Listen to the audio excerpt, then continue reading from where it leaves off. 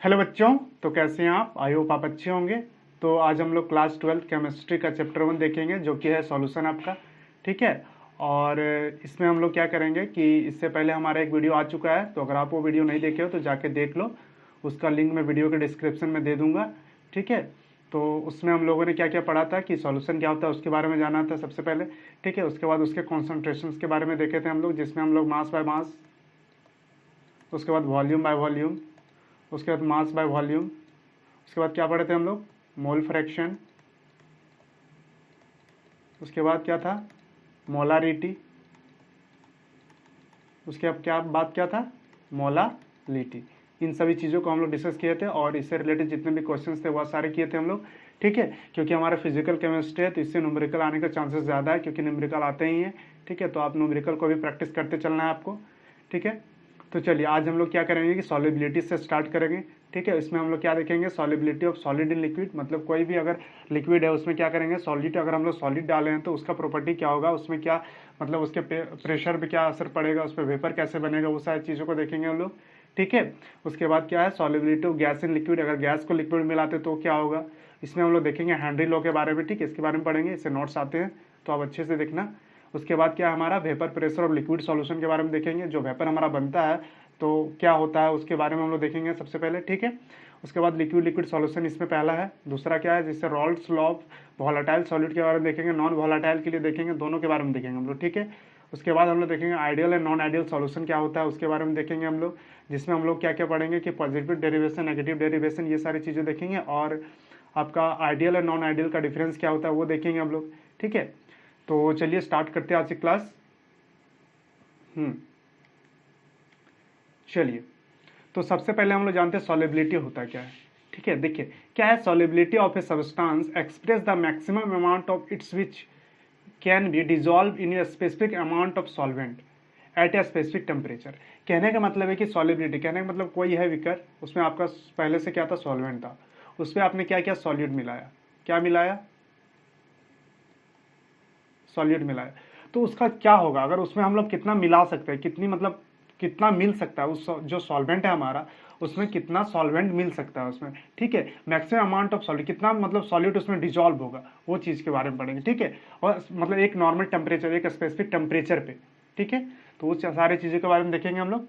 अब देखिए क्या लिखा है कि इट इज डिपेंड्स अपॉन, ये डिपेंड करता है किस पे डिपेंड करता है? द नेचर ऑफ सॉल्यूट पे। देखिए नेचर ऑफ सॉल्यूट पे डिपेंड करता है, नेचर ऑफ सॉल्वेंट पे डिपेंड करता है। ठीक है। कि सॉल्यूट कैसा है और सॉल्वेंट कैसा है, ये वॉलेटाइल है, नॉन वॉलेटाइल है। ठीक है। उसके बारे में मतलब जैसा रहेगा सॉल्यूट उस हिसाब से डिजॉल्व होगा ना। अगर नॉन वॉलेटाइल है, वाटर में हम लोग मिलाएंगे तो मिलेगा, नहीं मिलेगा, वही सब चीज़ें। ठीक है। उसके बाद क्या हमारा टेम्परेचर है, उसके बाद क्या है? प्रेशर है। मतलब टेम्परेचर पे भी डिपेंड करता है और प्रेशर पे भी डिपेंड करता है। ठीक है। तो चलिए आगे देखते हैं अब हम लोग। क्या है? सॉलिबिलिटी ऑफ लिक्विड, क्या है? Solid in liquid. देखिए solubility of solid in liquid, मान के चलिए कि आपका कोई लिक्विड है। ठीक है। ये हमारा लिक्विड है, मान के ये सॉल्वेंट हमारा क्या है? लिक्विड है। ठीक है। उसमें क्या किया गया? सॉलिड जो हमारा है वो सॉलिड मिला गया। तो क्या होगा? तो वही क्या डेफिनेशन है? The amount of solid that dissolve in 100 gram of solvent. ठीक है। At a given temperature to form a standard solution. तो क्या बनाएगा? एक स्टैंडर्ड सॉल्यूशन बनाएगा, है ना। जैसा सॉल्यूट है हमारा, सॉल्वेंट है, मिलाए तो क्या बना? हमारा सॉल्यूशन तैयार होगा। ठीक है। तो क्या तैयार होगा? एक स्टैंडर्ड सॉल्यूशन तैयार होगा। ठीक है। अब क्या है कि factor affecting the solubility of A solid in a liquid, मतलब वो कौन कौन से फैक्टर है जो अफेक्ट करेंगे मतलब सॉल्यूशन में सॉलिबिलिटी को, मतलब कहते हैं कितना सॉल्व होगा, कितना नहीं होगा, और मतलब किस पे डिपेंड करेगा, वो चीज़ के बारे में देखेंगे हम लोग। ठीक है। तो पहला है जैसे nature of solute and the solvent, मतलब नेचर ऑफ सॉल्यूट, सॉल्यूट के नेचर पे डिपेंड करेगा और सॉल्वेंट के नेचर पे डिपेंड करेगा। दूसरा टेम्परेचर पे, तीसरा किस पे? प्रेशर पे। ठीक है। चलिए देखिए तो क्या है? Nature of the solute in the solvent. देखिए पहला क्या है हमारा? Nature of the solid in the solvent. Solvent में क्या है? Every solid does not dissolve in liquid. देखिए पर सभी सॉलिड जो होते हैं लिक्विड में डिजॉल्व नहीं करते, बिकॉज ए सॉलिड, मतलब जो सॉल्यूट हमारा है, सॉलिड है, dissolve in a liquid when the intermolecular interaction are similar in solute in the solvent. कहने का मतलब क्या हुआ कि मान के चलते हैं हमारा कोई सॉल्यूशन है। ठीक है। सॉल्यूशन है मतलब सॉल्वेंट है, इस पे क्या किया आपने? सॉलिड सॉल्वेंट मिला है इसमें, सॉलिड क्या मिला है इसमें? सॉल्यूट मिला है हम लोग। ठीक है। तो क्या होना चाहिए कि इनके जो इंटरमॉलिक्यूलर डिस्टेंस मतलब इंटरेक्शन है, ठीक है, वो सिमिलर होना चाहिए in the solute in the solvent. कहने का मतलब है कि मान के चलिए आपका सॉल्वेंट ए था और सॉल्यूट आपका बी था, तो इंटरेक्शन जो ए और बी के बीच में लगेगा वो हमारा जो सॉल्वेंट था वो जैसे ए होगा, ठीक है, इनके बीच सॉरी ए होगा, तो इनके बीच में जो सॉल्वेंट है हमारा वो क्या होना चाहिए, और ये हमारा बी होगा, बी, ठीक है। जैसे ये हमारा क्या हो गया, हमारा सॉल्यूट सॉल्वेंट हो गया, ये हमारा सॉल्यूट हो गया, इनके बीच का जो इंटरेक्शन है, ठीक है, वो सिमिलर होना चाहिए किससे, ए बी के, मतलब इनके भी जो इंटरेक्शन होगा, ए बी के जो इंटरेक्शन होगा उससे क्या होना चाहिए, सिमिलर होना चाहिए। कहने का मतलब है कि ऐसे अगर नहीं समझ में आ रहा है तो बताते हैं, रुकिए फिर से। चलिए मान के चलिए आपके पास एक बीकर है, इसमें क्या डाला हुआ है आपका, ए सॉल्वेंट है, ए सॉल्वेंट, ठीक है, और ये एक बीकर और है, इसमें क्या डाला हुआ है हमारा, बी सॉल्यूट है, ये सॉल्यूट है, ये हमारा सॉल्वेंट है, ठीक है। तो इसमें क्या होगा कि ये जो पहले अगर प्योर फॉर्म में है तो ए मतलब अपना जो इसका मॉलिक्यूल है उसके बीच में इंटरेक्शन होगा, है ना, ए होगा, हर जगह पे क्या होगा, ए होगा, है ना, और इसमें क्या होगा, बी बी। कहने का मतलब है कि मतलब इनके जो मॉलिक्यूल्स है उनके बीच में अपना इंटरेक्शन होगा ना, वही चीज है। अब क्या होगा, अब ये दोनों को मिला दिए हम लोग, इन दोनों को मिक्स किए तो हमारा क्या होगा, एक सॉल्यूशन तैयार होगा। इस सॉल्यूशन में क्या होगा कि देखिए ए तो था पहले, अब क्या हुआ, ये दोनों मिल गया तो क्या होगा, ए और बी के बीच में इंटरेक्शन होगा ना, तो ए और बी के जो इंटरेक्शन हो रहा है वो भी सिमिलर होना चाहिए, इनके जो इंटरेक्शन है, ए के बीच में जो इंटरेक्शन था और बी के बीच में जो इंटरेक्शन था उससे क्या होना चाहिए, सिमिलर होना चाहिए, ठीक है, वही बोल रहा है। चलिए देखिए वही क्या लिखा है, ये polar compound is easily dissolve in polar solvent. एक पोलर कंपाउंड अगर है वो क्या होगा कि इजीली डिजॉल्व हो जाएगा पोलर सॉल्वेंट में, like water, but it less soluble in non polar solvent like benzene, carbon tetrachloride और क्या है हमारा इथर, ETC। कहने का मतलब है कि मान के चलिए पोलर NaCl था आपका, NaCl है और आपका वाटर है H2O, इसको मिलाया हम लोग, तो देखिए NaCl क्या होता है कि ये हमारा पोलर होता है, पोलर होता है ना, Na+ और Cl- में ये टूटता है तो ये क्या है, पोलर है, आयनिक है। कहने का मतलब क्या है, आयनिक है, पोलर है ना, और ये क्या है, वाटर भी क्या है, पोलर है, OH। तो देखिए इसमें क्या होगा, पॉजिटिव, ये पार्सली पॉजिटिव चार्ज, इसमें पार्सली नेगेटिव चार्ज, इसमें क्या होगा, पार्सली पॉजिटिव। तो देखिए ये भी पोलर है ना, तो देखिए पोलर पोलर क्या होंगे, एक दूसरे में मिक्स होंगे अच्छे से, मतलब अच्छे से सॉल्युबल होंगे इसमें, ठीक है, वही बता रहे हैं। और अगर नॉन पोलर है, कहने का मतलब कि आपका हो गया जैसे बेंजीन हो गया, मान के चलिए आपने लिया था NaCl को ही लिया, आपने NaCl को लिया, ये प्लस में टूटता है, ये माइनस में टूटता है, अब हमारा बेंजीन आ गया, बेंजीन हो गया, सब में क्या हाइड्रोजन है, ये क्या है, नॉन पोलर है ना, ये क्या है, नॉन पोलर, क्यों, क्योंकि इसमें कोवलेंट बॉन्ड है ना सारे, तो क्या होता है कि हाइड्रोजन को निकालना आसान नहीं है ना यहाँ से, मतलब यहाँ पे अगर बोलोगे कि पॉजिटिव चार्ज यहाँ नेगेटिव चार्ज, ऐसा पॉसिबल है, नहीं पॉसिबल है ना, ऐसे हम लोग नहीं कर सकते ना इसको, वही चीज है। तो क्या होगा, ये नॉन पोलर होगा, ये हमारा नॉन पोलर है, ये पोलर है, तो ये डिजोल्व होगा, इसमें नहीं डिजोल्व होगा, ठीक है। चलिए आगे चलते हैं अब हम लोग, एक मिनट, हाँ क्या है हमारा पोलर सॉल्यूट, देखिए क्या लिखा है कि पोलर सॉल्यूट किसमें डिजोल्व होगा, पोलर सॉल्वेंट में ही डिजोल्व होगा, ठीक है, और हमारा नॉन पोलर सॉल्यूट किसमें डिजोल्व होगा, नॉन पोलर सॉल्वेंट में ही डिजोल्व होगा, ठीक है। चलिए एग्जांपल देख लेते हैं, जैसे साल्ट हो गया, NaCl हो गया, एंड शुगर हो गया हमारा, है ना, इसका होता है केमिकल फॉर्मूला ये, ठीक है, और इजीली डिजोल्व इन वाटर, ये क्या करते हैं कि इजीली डिजोल्व कर जाते हैं वाटर में, है ना, but the solubility of common salt, जो हमारा नमक है, घर में जो हम लोग नमक यूज करते हैं वो क्या होता है, आयनिक होता है इन वाटर, ठीक है, is much more than that of sugar. कहने का मतलब ये कोवलेंट होता है इन वाटर, कहने का मतलब है कि ये क्या होता है कि जो हमारा कॉमन साल्ट है वो ज्यादा डिजोल्व होगा, किसके अपेक्षा, चीनी के अपेक्षा, क्यों, क्योंकि जो हमारा साल्ट है NaCl है हमारा, NaCl क्या होता है, ये आयनिक नेचर का होता है ना, और ये जो हमारा शुगर है ये क्या होता है, कोवलेंट नेचर का होता है, ठीक है, तो कौन ज्यादा डिजोल्व करेगा, हमारा NaCl, ठीक है, पानी में। अब देखिए कुछ मतलब अदर एग्जांपल्स है जिसको देख लेते हैं, जैसे हमारा हो गया नेपथिलीन, एंथ्रासिन, ये सब क्या है, नॉन पोलर कंपाउंड्स है, ठीक है, नेपथिलीन हो गया, एंथ्रासिन हो गया, ये क्या है, नॉन पोलर है, are not dissolve in water, ये वाटर में डिजोल्व नहीं करते, but it readily dissolve in किसमें, सॉल्युबल इन बेंजीन। क्यों बेंजीन में डिजोल्व कर रहा है भाई, क्यों, क्योंकि इसमें क्या हो रहा है कि ये भी नॉन पोलर ही कंपाउंड है, ठीक है, बेंजीन भी हमारा नॉन पोलर है, और हमारा जो एंथ्रासीन और हमारा नेप्थलीन था ये भी नॉन पोलर था, तो वो क्या करेगा, इसमें डिजोल्व कर जाएगा। ठीक है, चलिए अब आगे देखते हैं हम लोग। हाँ, अब अगला देखते हैं हम लोग इफेक्ट ऑफ टेम्परेचर। ठीक है, दूसरा क्या था हमारा इफेक्ट ऑफ टेम्परेचर था, है ना। अब इसमें देखते हैं हम लोग। तो पहला क्या है हमारा, the solubility of solute increases with increase in temperature. मान के चलिए कि आपने कोई सॉल्यूशन तैयार किया, उसमें क्या होगा कि अगर आप सॉल्वेंट है, मान के चलिए कोई सॉल्वेंट है, इसमें आपने सॉलिड मिलाया, जब सॉलिड मिला रहे इसमें टेम्परेचर आप दे रहे हो, ठीक है, कहने का मतलब कि इसमें हीट दे रहे हो। जब आप हीट देते हो तो क्या होगा कि वही बोला, the solubility of solute increases, ठीक है, बढ़ता है विथ इंक्रीज टेम्परेचर। टेम्परेचर को बढ़ाएंगे तो क्या सॉलिबिलिटी, मतलब इसमें सॉल्युबल ज्यादा होगा, है ना। जैसे NaCl को ही ले लेते हैं हम लोग, क्या करते हैं कि पानी में डालते हैं, अगर जल्दी उसको घुलाना होता है तो क्या, अगर थोड़ा सा हम लोग गर्म मतलब कहने का मतलब उसको हीट देते हैं तो जल्दी घुल जाता है ना, वही चीज है। तो क्या होता है कि इंक्रीज करता है ना। जैसे सॉल्यूट हो गया हमारा, सॉल्वेंट हो गया, हीट दिए तो क्या होगा, सॉल्यूशन दिया हुआ। अब यहाँ एक चीज लिखा है कि डेल्टा सॉल्यूशन H, कहने का मतलब हाइड्रेशन इंथैल्पी का क्या होगा ये बताइए। तो देखिए क्या कर रहा है कि हमारा जो सिस्टम है, ये सिस्टम क्या कर रहा है कि हीट ले रहा है ना, इसीलिए हाइड्रेशन इंथैल्पी क्या पॉजिटिव होगा, इसका ले रहा है ना, इसमें यहां से निकल तो नहीं रहा है, हीट नहीं निकल रहा है ना, ले रहा है, तो क्या हाइड्रेशन इंथैल्पी क्या हो जाएगा, इसका पॉजिटिव होगा। ठीक है, जैसे एग्जांपल के तौर पर क्या है, द सॉलिबिलिटी ऑफ क्या है, सोडियम नाइट्रेट, ठीक है, क्या है NO3, ठीक है, उसके बाद पोटासियम नाइट्रेट, उसके बाद क्या है अमोनियम क्लोराइड, उसके बाद पोटासियम क्लोराइड, सोडियम क्लोराइड और सिल्वर नाइट्रेट, ये सब क्या है इंक्रीज करते हैं विथ इंक्रीज इन टेम्परेचर। मान के चलिए ये सारे सॉल्यूट को अगर हम लोग सॉल्वेंट में डालते हैं तो क्या करता है, और हीट प्रोवाइड करते हैं तो सॉल्युबिलिटी क्या होती है, इंक्रीज करती है। ठीक है, वही चीज। Therefore the dissolution process for this substances are क्या होगा, इंडोथर्मिक होगा। अब ये इंडोथर्मिक क्या होता है ये बताइए।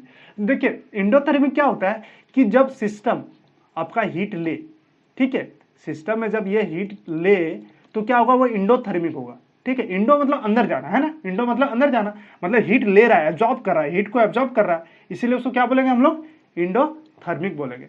तो हमारा हाइड्रेशन इंथैल्पी क्या होगा, ज्यादा होगा ना, पॉजिटिव है, कहने का मतलब 0 से ज्यादा होगा। सिस्टम अगर हमारा हीट ले रहा है तो क्या होगा, ये हाइड्रेशन इंथैल्पी क्या होगा, ज्यादा होगा ना हमारा, वही चीज, इसलिए 0 से ये बड़ा होगा। ठीक है, and it is accordance with Le क्या है, चटर्लियर प्रिंसिपल। ये किसके अनुसार हो रहा है हमारा, ली चटर्लियर प्रिंसिपल के अनुसार हो रहा है। ठीक है, अब मान के चलते हैं कि अगर यहां से हीट निकलता तो क्या बोलेंगे उसको, एक्सोथर्मिक। क्या बोलते हैं उसको, एक्सोथर्मिक बोलते हैं उसको। ठीक है, क्यों, क्योंकि हीट निकल रहा है यहां से, उस समय हाइड्रेशन इंथैल्पी क्या हो जाएगा, 0 से कम हो जाएगा। ठीक है, चलिए आगे देखते हैं हम लोग। अगला है हमारा the solubility of solute decreases with increase in temperature. अब देखिए ये भी फैक्टर है, कहने का मतलब है कि जब हम लोग कोई भी मतलब सॉल्यूट को सॉल्वेंट में मिलाए तो क्या हो रहा है कि वो घट रहा है, अगर टेम्परेचर हम लोग दे रहे हैं तो क्या होगा, सॉल्युबिलिटी घट रहा है, ये भी पॉसिबल है। ठीक है, तो देख लेते हैं क्या लिखा है, the solubility of substances like lithium sulphate, जैसे Li2SO4 हो गया, सीरियम सल्फेट हो गया हमारा, उसके बाद सम क्या लिखा है, some calcium salt of organic acids. ठीक है, या फिर आपका हो गया जैसे सोडियम कार्बोनेट मोनोहाइड्रेटेड, ये हो गया। ठीक है, ETC डिक्रीजेज, ये सारे चीज क्या करते हैं, डिक्रीज करते हैं विथ इंक्रीज इन टेम्परेचर। जब हम लोग टेम्परेचर बढ़ाते हैं तो ये सारे क्या सॉल्युबिलिटी क्या करता है, डिक्रीज करता है इसका। दिस इज बिकॉज क्या है, देयर रिजोल्यूशन प्रोसेस इज क्या होगा, एक्सोथर्मिक होता है। ये अभी बताया ना, एक्सोथर्मिक क्या होता है कि हीट निकलता है इससे। मान के चलिए कि आपका एक सॉल्वेंट था, इस पे आपने क्या मिलाया, सॉल्यूट मिलाया, क्या मिलाया, सॉल्यूट मिलाया, तो क्या हो रहा है कि इससे हीट निकल रहा है ऑलरेडी। इससे हीट अगर सॉल्यूट को मिलाए तो इससे क्या करता है कि हीट निकल रहा है ना। जब हीट निकल रहा है तो इसमें अगर हम फिर से हीट देंगे तो क्या सॉल्युबल होगा, नहीं होगा, क्योंकि ऑलरेडी हीट निकल रहा है। फिर से हम अगर हीट देंगे तो फिर वो क्या करेगा, उसकी सॉल्युबिलिटी को कम कर देगा ना, वो सॉल्युबिलिटी को क्या करेगा, कम कर देगा, वही चीज है। ठीक है, चलिए तो क्या होगा हमारा, इसीलिए क्या होगा, डेल्टा जो हमारा हाइड्रेशन इंथैल्पी होगा सॉल्यूशन का, वो क्या हो जाएगा, 0 से कम होगा, क्योंकि इससे हीट निकल रहा है ना, इसलिए हाइड्रेशन इंथैल्पी क्या हो जाएगा, इसका सॉल्यूशन का कम होगा, 0 से कम होगा। देखिए क्या है हमारा, सॉल्यूट प्लस सॉल्वेंट। ठीक है, तो क्या बनाया, सॉल्यूशन बनाया, और इससे क्या निकल रहा है, हीट निकल रहा है। उसमें हीट लग रहा था, इसमें क्या हो रहा था हमारा, हीट लग रहा था, बट इसमें क्या हो रहा है, हीट निकल रहा है ना, इसीलिए क्या होगा, नेगेटिव होगा। डेल्टा H का वैल्यू सॉल्यूशन का क्या होगा, नेगेटिव होगा। ठीक है, और 0 से कम होगा। ठीक है, चलिए तो ये दोनों फैक्टर थे इसके टेम्परेचर के, इसको देख लीजिएगा। चलिए आगे चलते हैं हम लोग। क्या है इफेक्ट ऑफ प्रेशर। अब बोलिए क्या बोल रहा है कि दिस सॉलिबिलिटी डज नॉट और very very less depends upon by applying pressure. अगर हम लोग मान के चलिए कि आपका एक ये था हमारा, ठीक है, सॉल्वेंट है, इसमें सॉल्यूट आपने मिलाया और इसको क्या करेंगे हम लोग प्रेस करेंगे, मान लीजिए पिस्टन डाल के इसको प्रेस करते हैं तो सॉलिबिलिटी क्या इंक्रीज करेगी, जितना घुलना था उतना ही तो देखिए ये डिपेंड नहीं करता। रीजन क्या है भाई, रीजन ये है कि देखिए सॉलिड अभी हम लोग क्या पढ़ रहे हैं, सॉलिड को मिला रहे हैं ना, इसमें जो हमारा सॉल्यूट है वो क्या है, सॉलिड है ना। जब सॉलिड है वो ऑलरेडी कंप्रेस्ड है, कहने का मतलब है कि सॉलिड तो ऑलरेडी उसके मॉलिक्यूल से बहुत पास होते हैं ना, तो ऑलरेडी कंप्रेस्ड है, उसको और कंप्रेस करें तो कम होगा, नहीं होगा, या तो बहुत कम होगा, है ना। तो इसको नेग्लिजिबल मानते हैं, मतलब ये क्या जानते हैं इसके बारे में क्या समझते हैं हम लोग कि ये नहीं करता है, मतलब टेम्परेचर पे ये डिपेंड नहीं करता है, ठीक है। चलिए इसको हटा देते हैं यहां से। आगे चलते हैं हम लोग। देखिए ये ग्राफ एक है, इसको देख लेते हैं हम। देखिए क्या है हमारा, टेम्परेचर है ना, नीचे टेम्परेचर लिखे हैं और इधर क्या सॉलिबिलिटी है। तो देखिए जितने सारे एग्जांपल बताए थे अभी, जैसे सिल्वर नाइट्रेट हो गया, तो क्या होता है कि टेम्परेचर बढ़ाने से क्या होता है, ये बढ़ता है, इसकी सॉलिबिलिटी क्या होती है, बढ़ती है, ठीक है। देखिए जैसे हम लोग मिलाए उसमें कितना था, 150 था, है ना सॉलिबिलिटी इसका, उसके बाद टेम्परेचर दिए तो क्या कहाँ चला गया, बढ़ के 250 प्लस हो गया, है ना। तो क्या हो रहा है कि अगर हम लोग उसमें टेम्परेचर प्रोवाइड करें तो वो बढ़ रहा है हमारा, है ना, क्या हो रहा है, बढ़ रहा है। और देखिए अगले केस में क्या था हमारा, जो घट रहा था, है ना, उसमें क्या हो रहा था, जैसे लिथियम सल्फेट था, वो क्या हो रहा है, अगर टेम्परेचर प्रोवाइड कर रहे तो क्या कर रहा है, वो घट रहा है, देखिए क्या हो रहा है। और सीरियम सल्फेट था, ये दोनों क्या हो रहा है, घट रहे हैं, वही चीज लिखा हुआ है, ठीक है। चलिए आगे चलते हैं हम लोग। अगला है हमारा solubility of gas in liquid. अब देखिए गैस को, अगर हम लोग कोई लिक्विड है, सॉल्वेंट है हमारा, उसमें हम लोग गैस को मिला रहे हैं, ठीक है, तो गैस हमारा सॉल्यूट होगा इसमें।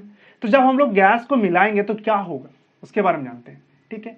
क्या बोला कि the volume of the gas that can dissolve in fixed volume of the liquid, ठीक है, to form a standard solution. ये भी एक स्टैंडर्ड सॉल्यूशन बनाएगा एट ए गिवन टेम्परेचर, एक कोई टेम्परेचर पे, जितना टेम्परेचर हम लोग दिए उस टेम्परेचर को तो हम लोग जानते हैं ना क्या टेम्परेचर है, इसलिए बोल रहा है कि ये गिवन टेम्परेचर पे, ठीक है। अब क्या है, factor affecting the solubility of a gas in liquid. अब जो कौन कौन से फैक्टर है जो अफेक्ट करते हैं, ठीक है, तो पहला है हमारा नेचर ऑफ द गैस, ठीक है, एंड द सॉल्वेंट, जो हम लोग पढ़े थे सॉल्यूट और सॉल्वेंट के नेचर पे डिपेंड करता है, वो भी यहाँ भी करेगा। क्या लिखा है कि the solubility of different gases are different in water. देखिए जो सॉलिबिलिटी होता है वो अलग अलग होता है, अलग मतलब वाटर में, ठीक है, अलग अलग जो सॉल्वेंट सॉल्यूट है हमारा उसका अलग अलग होगा, ठीक है, क्या सॉलिबिलिटी, ठीक है। जैसे एग्जांपल की तरह समझते हैं, देखिए N2 हो गया, H2 हो गया, O2 हो गया, etc are less dissolve in water. ये क्या करते हैं कि लेस डिजॉल्व होते हैं वाटर में।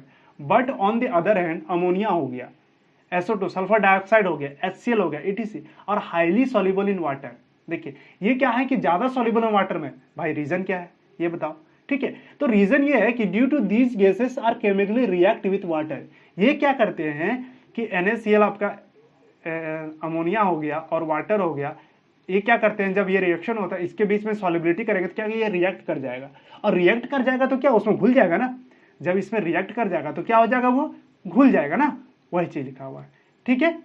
चलिए और क्या है हमारा, अगला क्या है, इफेक्ट ऑफ टेम्परेचर। अब टेम्परेचर पे कैसे डिपेंड करता है इसके बारे में जानते हैं हम लोग।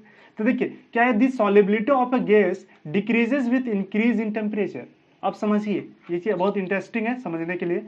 देखिए मान के चलिए आपका ये क्या था, लिक्विड था, इस पे आपने गैस मिलाया, गैस के मॉलिक्यूल क्या होते हैं, ऑलरेडी क्या होते हैं, गैस फॉर्म में है, मतलब वो उड़ने के फॉर्म में है, कहने का मतलब वेपर के टाइप में है, मतलब उड़ सकते हैं ना, वो बाहर निकल सकते हैं। अब क्या करोगे, इसमें अगर कोई गैस को आपने मिलाया तो क्या होगा कि अगर आप टेम्परेचर देते हो तो मिलेगा, भाई वो तो खुद इतना हल्का है कि उड़ जाएगा वो, है ना। तो उसमें और टेम्परेचर देंगे तो ऑलरेडी वो ऐसे ही भाग जाएगा वो, ठीक है। वही चीज कि वो क्या होता है कि कम सॉल्युबल होता है, उसके कारण से वो हल्का होता है गैस ना, तो क्या होगा, कम सॉल्युबल होगा, वही चीज बोला गया है, ठीक है। चलिए दिस इज बिकॉज लिखा हुआ क्या है, this is because their dissolution process is exothermic. और होता क्या है कि गैस को जब मिलाते हैं हम लोग, ठीक है, सॉल्वेंट में, तो क्या होता है, एक्सोथर्मिक, इससे हीट निकलता है, इससे क्या होता है, हीट निकलता है, ठीक है। अभी हम लोग पढ़े थे कि जैसे हीट को प्रोवाइड करेंगे तो क्या हो रहा है कि ये मूव कर रहा है, तो ऑलरेडी इससे क्या होगा कि हीट निकल रहा है हमारा, ठीक है। इससे क्या हो रहा है, एक्सोथर्मिक होता है, इसीलिए क्या होता है, ये डिसोल्यूशन प्रोसेस का एक्सोथर्मिक होता है। तो डेल्टा एच हमारा क्या होगा, ज्यादा होगा, है ना। एक मिनट, क्या है, एक्सोथर्मिक है ना, तो डेल्टा एच हमारा क्या हो जाएगा, अगर यहाँ से हीट निकल रहा है तो कम होगा ना, डेल्टा एच क्या होगा हमारा, कम होगा। ठीक है, डेल्टा एच क्या होगा हमारा, कम होगा। ठीक है, चलिए आगे चलते हैं अब हम लोग। एक मिनट, क्या हो रहा है देखिए, गैस प्लस सॉल्वेंट है ना, गैस का है, सॉल्वेंट है, क्या बन रहा है हमारा, सॉल्यूशन तैयार होगा, और प्लस क्या निकल रहा है, हीट निकल रहा है। अगर हीट निकल रहा है, ठीक है, तो डेल्टा एच का वैल्यू जीरो से क्या होगा, कम होगा ना। वही चीज है कि डेल्टा एच का वैल्यू यहाँ पे क्या होगा, जीरो से कम होगा। ठीक है, चलिए अगला क्या है हमारा, इफेक्ट ऑफ प्रेशर। मेन खेला यहीं पे, इफेक्ट ऑफ प्रेशर पे। ठीक है, यही से हमारा हेनरी लॉ का मतलब आरंभ होता है, क्या होता है, जन्म होता है कहने का मतलब। ठीक है, तो देखिए क्या बोल रहा है कि the solubility of gas increases with increase in pressure. जब हम लोग प्रेशर अप्लाई करते हैं तो क्या होता है कि सॉल्युबिलिटी गैस का क्या होता है, इंक्रीज करता है। कैसे इंक्रीज करेगा भाई, ये पॉइंट है। ठीक है, तो चलिए आगे देखते हैं हम लोग। जैसे एग्जांपल के तौर पर समझते हैं, मान के चलिए आपका दो क्या है, विकर है। ठीक है, उसमें क्या सॉल्वेंट था हमारा और इसमें गैस मिला है। ठीक है, तो क्या हो रहा है, इसमें एक पिस्टन लगा है। अब क्या करेंगे कि ये जो ये पिस्टन है हमारा और दूसरे में क्या किया, यहाँ गैस है हमारा। ठीक है, गैस मिला हुआ और यहाँ क्या है, लिक्विड है हमारा। तो जब इसको प्रेस करेंगे, इसको हम लोग प्रेस करेंगे, दबाएंगे, मतलब प्रेशर डालेंगे, तो क्या होगा कि गैस मॉलिक्यूल क्या होगा, लिक्विड में घुलेगा, मतलब उसके अंदर जाएगा ना। जब प्रेशर आप अप्लाई कर रहे हो तो क्या होगा, उससे क्या होगा, प्रेशर अप्लाई करने से क्या, वो गैस मॉलिक्यूल जो थे उसमें किसमें मिलेंगे, जाके हमारा लिक्विड में मिलेंगे, है ना, सॉल्वेंट में मिल जाएंगे जाके। तो क्या हो रहा है कि ये प्रेशर पे डिपेंड कर रहा है ना, प्रेशर पे क्या कर रहा है, डिपेंड कर रहा है। ठीक है, जैसे क्या लिखा है, दस increasing the pressure of a gas above the solution increase the solubility of the case. तो क्या हो रहा है कि सॉल्युबिलिटी इंक्रीज कर रही है ना, सॉल्युबिलिटी क्या हो रहा है हमारा, इंक्रीज कर रहा है। जो इसीलिए क्या आया कि सॉल्युबिलिटी ऑफ गैस, मान के चलिए कि सॉल्युबिलिटी ऑफ गैस प्रोपोर्शनल होगा ना प्रेशर का। देखिए जितना प्रेशर हम लोग अप्लाई करेंगे उतना ज्यादा बढ़ेगा हमारा सॉल्युबिलिटी, उतना ज्यादा बढ़ रहा है ना। तो कहने का मतलब ये क्या है कि डायरेक्टली प्रोपोर्शनल है किसके, प्रेशर के। सॉल्युबिलिटी ऑफ गैस किसके डायरेक्टली प्रोपोर्शनल है, प्रेशर का। ठीक है, उसके बाद क्या है कि William Henry give a quantitative relationship between solubility of a gas in a solvent and pressure. मतलब उसमें क्या कहा, हेनरी जो हमारे हैं, विलियम हेनरी, उन्होंने एक रिलेशनशिप तैयार किया किसके बीच में, solubility of gas and pressure के बीच में। ठीक है, और उसको हम लोग क्या बोलते हैं, हेनरी लॉ बोलते हैं। ठीक है, चलिए अब हेनरी लॉ के बारे में जान लेते हैं।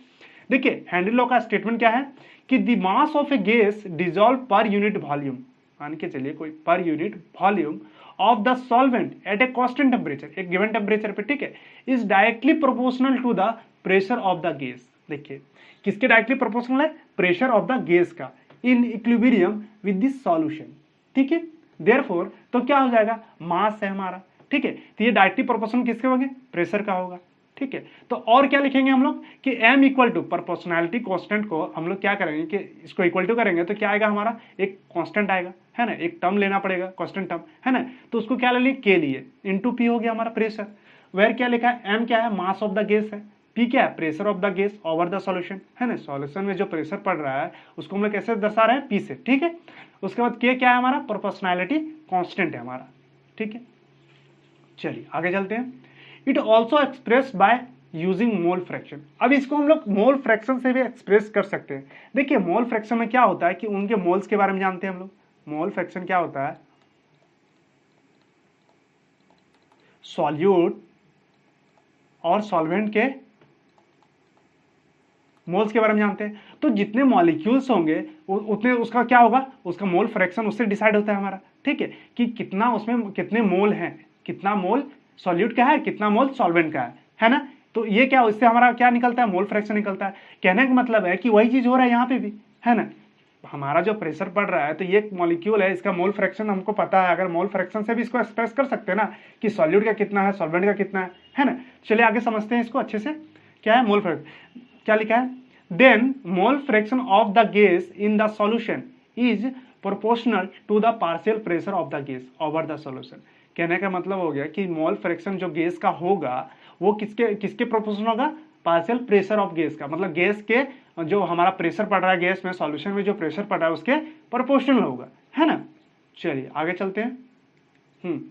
जैसे मान के चलिए एक्स, ये क्या है, एक्स हमारा मोल फ्रैक्शन है। ठीक है, तो किसके प्रोपोर्शनल होगा, प्रेशर के प्रोपोर्शनल होगा, ठीक है। और x इक्वल टू क्या हो जाएगा, के डैश पी, ठीक है। अब क्या ले लिए हम लोग, के डैश पी ली, ठीक है। के डैश क्या है हमारा, प्रोपोर्शनैलिटी कांस्टेंट है हमारा, ठीक है। तो p इक्वल टू क्या हो जाएगा, p इक्वल टू क्या हो जाएगा, ये k इधर डिवाइड में चला जाएगा, तो p इक्वल टू क्या 1 बाय के डैश होगा इंटू x होगा हमारा, है ना। अब 1 बाय के डैश को क्या ले लिए, के एच ले लिए, और इसको हम लोग क्या बोलते हैं, हेनरी कांस्टेंट बोलते हैं, हेनरी लॉ कांस्टेंट बोलते हैं, ठीक है। तो हमारा एक क्या बोलते हैं इक्वेशन निकल गया ना कि P इक्वल टू के एच एक्स, है ना। ये क्या निकल गया, हमारा इक्वेशन निकल गया। अगर प्रेशर निकालना हो, हमारे पास मोल फ्रैक्शन दिया हो तो हम लोग निकाल सकते हैं, या प्रोपोर्शनलिटी कांस्टेंट दिया हो तो हम लोग क्या करेंगे कि अगर प्रेशर निकालना है तो हमें क्या क्या ये मतलब दिया होना चाहिए, प्रोपोर्शनलिटी कांस्टेंट और मोल फ्रैक्शन, है ना। तो प्रेशर निकल जाएगा उसका, वही चीज है।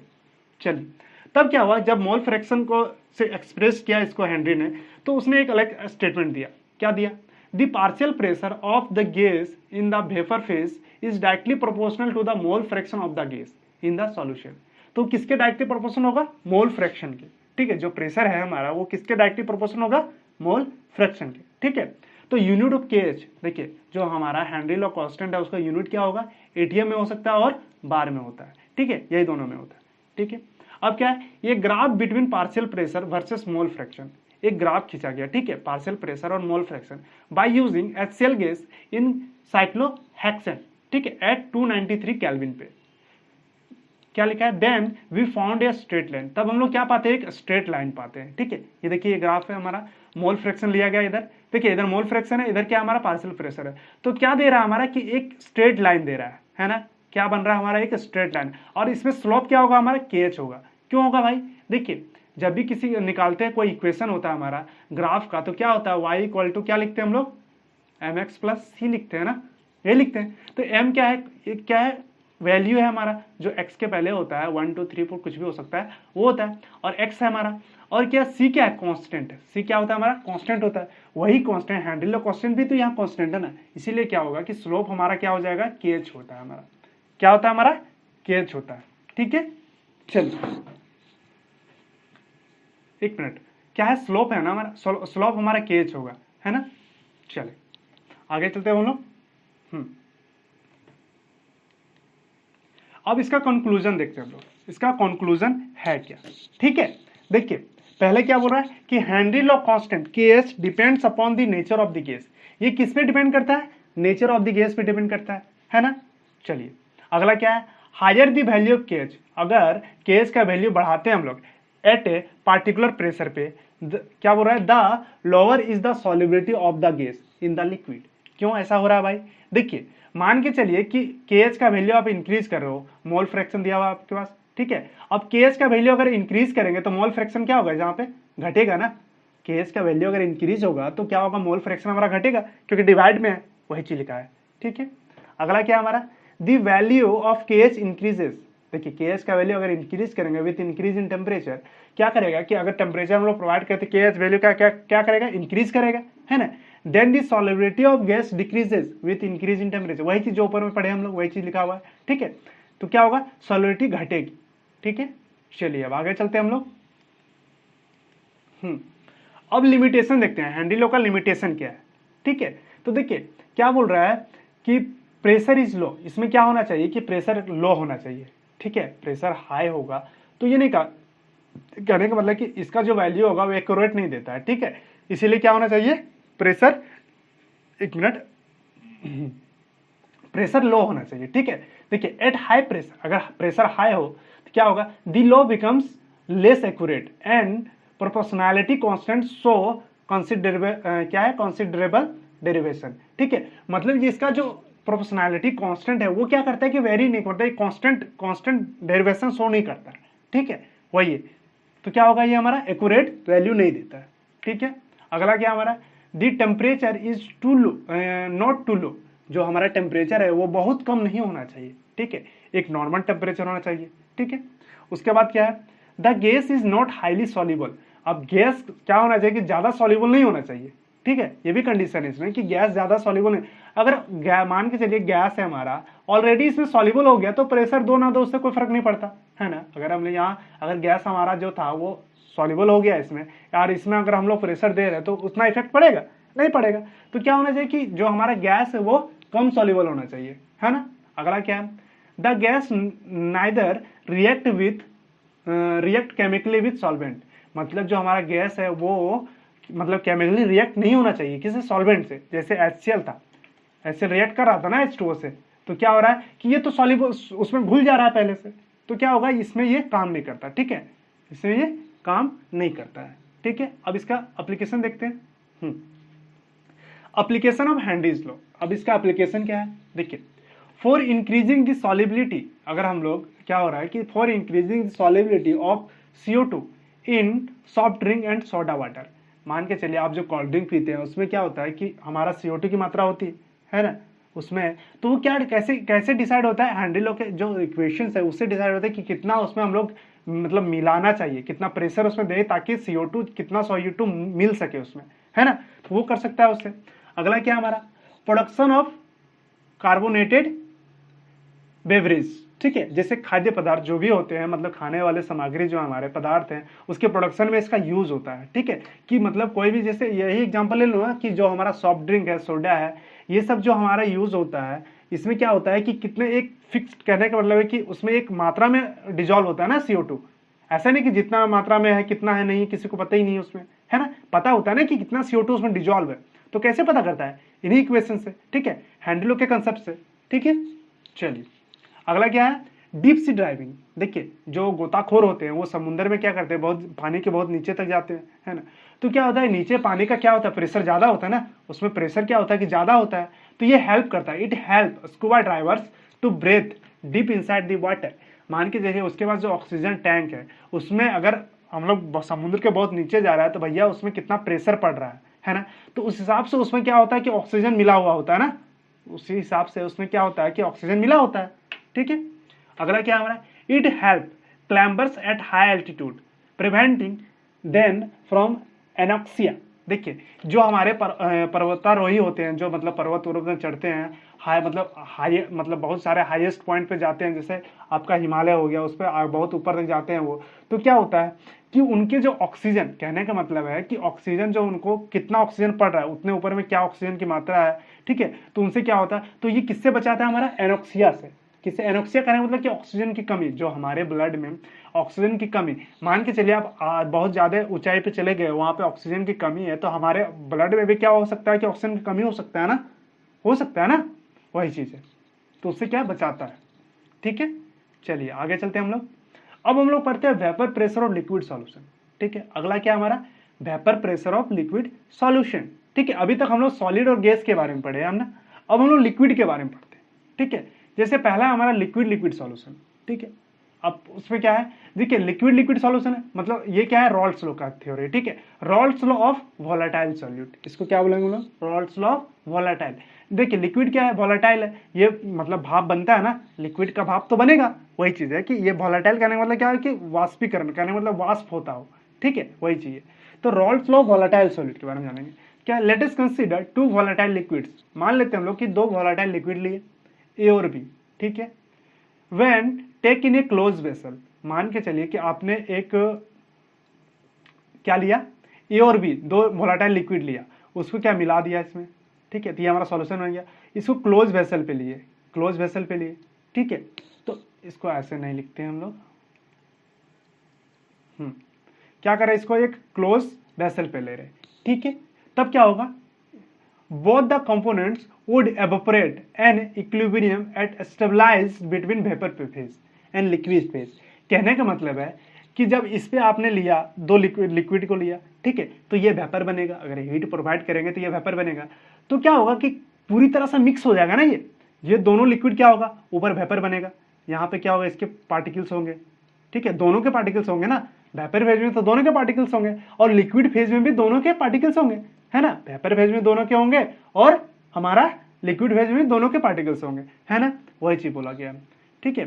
तो इससे जो प्रेशर पड़ रहा है, इससे जो यहाँ जो प्रेशर पड़ेगा उसे क्या बोलते हैं हम लोग, वेपर प्रेशर, है ना, वेपर के द्वारा जो प्रेशर पड़ रहा है उसको क्या बोलेंगे हम लोग, वेपर प्रेशर, ठीक है। तो देन क्या होगा, द टोटल प्रेशर, तो टोटल प्रेशर क्या हो जाएगा भाई, अब जो टोटल प्रेशर क्या होगा, तो दोनों का सम के बराबर होगा ना, जितना ए, मान के चलिए अकेले ए जितना लगा रहा था, अब क्या होगा कि दोनों मिल के लगा रहे हैं, तो दोनों के जोड़ के बराबर होगा, दोनों के योग के बराबर होगा, है ना, वही चीज है। अगला क्या है, दीज पार्शियल प्रेशर आर क्या है, related to the mole fraction. अब इसको हम लोग मोल फ्रैक्शन से कैसे समझते हैं वो देखते हैं, ठीक है। जैसे x A and x B are the two component A and B respectively, मान के चलिए जो ए कंपोनेंट था हमारा और बी कंपोनेंट था, दोनों का मोल फ्रैक्शन है एक्स ए और एक्स बी, ठीक है। ये पहला का है, ये दूसरा का है, ठीक है। चलिए आगे चलते हैं। क्या है, ये फ्रेंच केमिस्ट रॉल्स, ठीक है, 1886 गिव ए क्या क्वांटिटेटिव होगा यहाँ,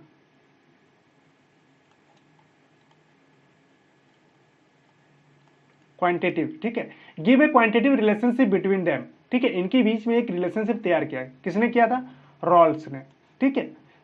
ही स्टेट दैट, उसने क्या कहा, for a solution of volatile liquid, ठीक है, the partial vapour pressure of each component of the solution is directly proportional to the mole fraction of this solution, ठीक है। इन्होंने भी क्या कहा कि जो प्रेशर पड़ेगा, ठीक है, वो किसके प्रोपोर्शनल होगा, हमारे मोल फ्रैक्शन ऑफ सॉल्यूशन का, ठीक है। दिस इज कॉल्ड, क्या बोलते हैं इसको, रॉल्स लॉ, इसको क्या बोलते हैं हम लोग, रॉल्स लॉ, ठीक है। दस फोर कंपोनेंट ए, पहला कंपोनेंट का ले लेते हैं, तो पहला कंपोनेंट के द्वारा जो प्रेशर पड़ रहा है उसके बारे में क्या होगा, तो पी ए किसके प्रोपोर्शनल होगा, एक्स के, इसका मोल फ्रैक्शन के प्रोपोर्शनल होगा ना। मान के चलिए अकेले था हमारा जो सॉल्वेंट था वो है, तो इसमें जो प्रेशर पड़ रहा है वो किसके बराबर होगा, इसके किसके प्रोपोर्शनल होगा, मोल, इसके जो इसका जो ये सॉल्वेंट का जो मोल फ्रैक्शन होगा उसके प्रोपोर्शनल होगा, है ना। चलिए अगला क्या है, अब देखिए प्रोपोर्शनैलिटी, इसको हटाने के लिए प्रोपोर्शनल जो हमारा लिखा है इसको हटाने के लिए क्या करेंगे हम लोग, एक प्रोपोर्शनैलिटी कांस्टेंट लाएंगे, ठीक है। तो पी ए इक्वल टू क्या हो जाएगा, पी ए नॉट, ठीक है, इंटू एक्स ए। अब पी ए नॉट है क्या यहाँ पे, ठीक है, तो देखिए where P A not is the vapour pressure of the component A at constant temperature. कहने का मतलब जो प्योर मेरा सॉल्यूट था, ठीक है, प्योर जो हमारा सॉल्वेंट था, सॉरी सॉल्वेंट के लिए ले रहे हैं ना, तो देखिए ए क्या है, हमारा सॉल्वेंट है, तो प्योर जो सॉल्वेंट है उसका जो प्रेशर होगा, उसका जो वेपर प्रेशर होगा उसको क्या होगा, वो पी ए नॉट, ठीक है, इसके बराबर होगा, ठीक है। अब सिमिलरली ले लेते हैं, कहने का मतलब है कि फॉर ए कंपोनेंट बी, अब सॉल्यूट के बारे में जानते हैं, तो इसका भी वही सेम लगेगा, तो पीबी प्रोपोर्शनल किसका होगा, एक्स बी का, और पीबी इक्वल टू क्या हो जाएगा, p B naught into x B, है ना। इसको समझिए कि पीबी नॉट, वहां भी यही लिखा है कि where p B naught is the vapour pressure of component A, मतलब ए जो मेरा सॉल्यूट है, कंपोनेंट ए हमारा क्या था, सॉल्यूट था, है ना, और बी क्या था, सॉल्वेंट था। तो ए में ए का जो प्योर सॉल्यूट है उसका जो वेपर प्रेशर होगा, ठीक है, उसका जो वेपर प्रेशर होगा वो क्या होगा, पीबी नॉट, ठीक है। चलिए अकॉर्डिंग टू डाल्टन्स लॉ, ठीक है, ऑफ पार्शियल प्रेशर, तो क्या डाल्टन्स लॉ के अनुसार क्या जानते हैं हम लोग कि टोटल प्रेशर क्या होता है हमारा, पी ए प्लस पीबी, दोनों का योग के बराबर, दोनों का सम के बराबर होता है ना। तो अब क्या करेंगे, substituting the value of p A and p B we get, तब क्या मिलेगा हमको, अब इसको सब्सटीट्यूट करते हैं, ठीक है, तो क्या हो जाएगा हमारा, चलिए देख लेते हैं।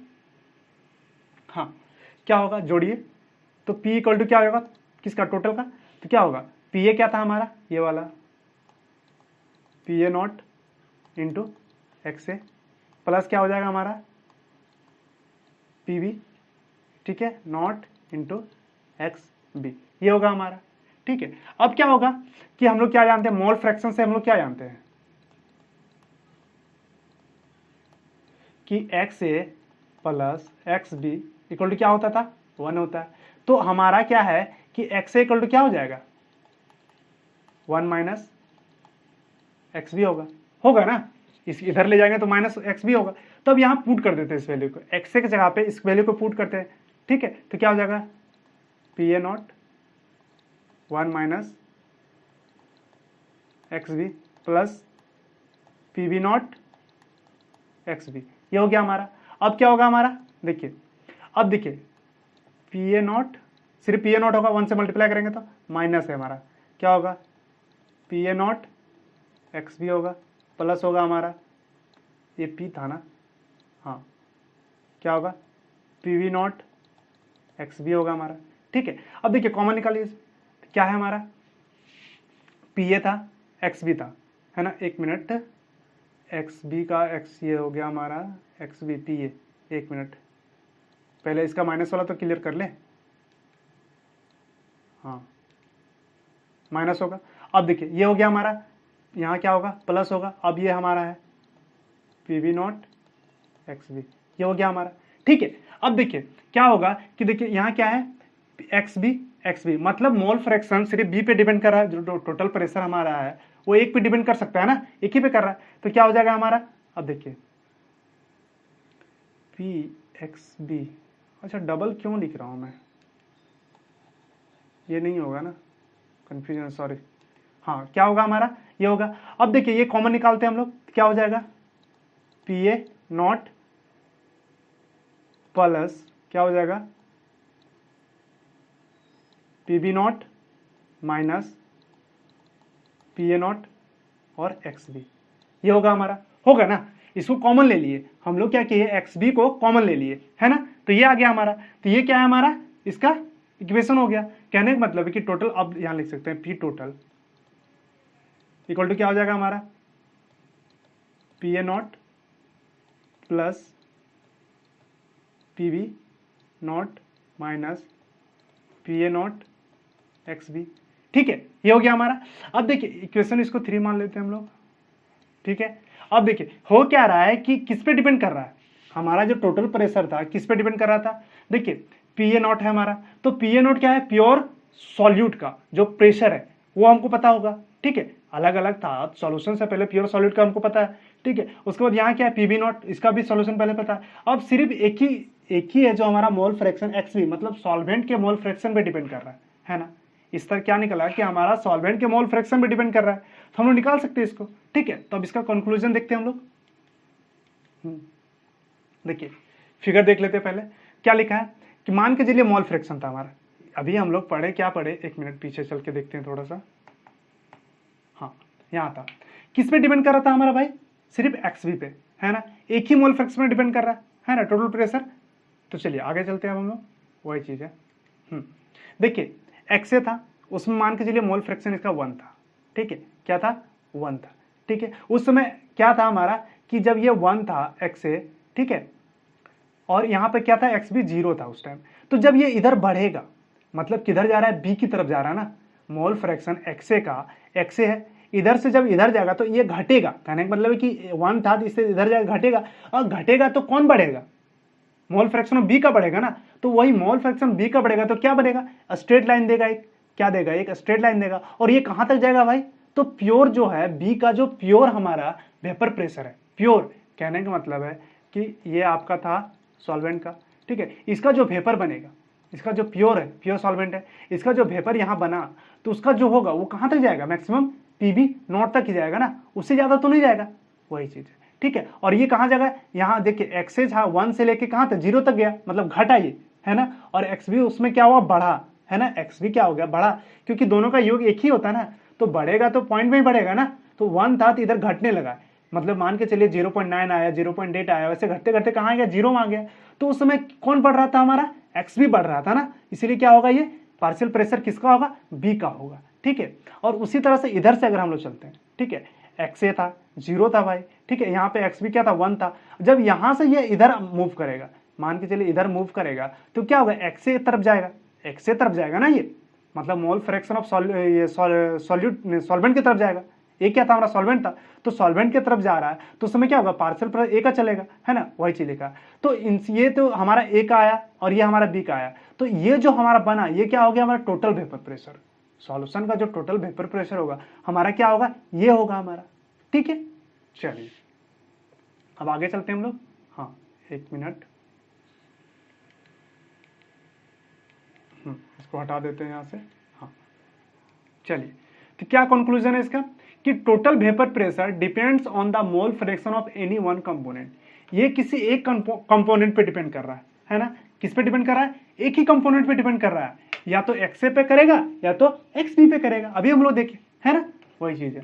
अगला क्या है कि total vapour pressure varies linearly with the mole fraction of component B because p A naught and P B naught are constant. अभी हम लोग पीछे क्या देखे थे, वही बोल रहा है कि टोटल वेपर प्रेशर जो होगा vary linearly with the mole fraction of component B, एक ही पे डिपेंड कर रहा था ना, दोनों में से किसी एक पे डिपेंड कर रहा था। क्यों, क्योंकि भाई उसमें पी ए नॉट और पी बी नॉट क्या है, कांस्टेंट है ना, तो वो हमको पता है, वही चीज है।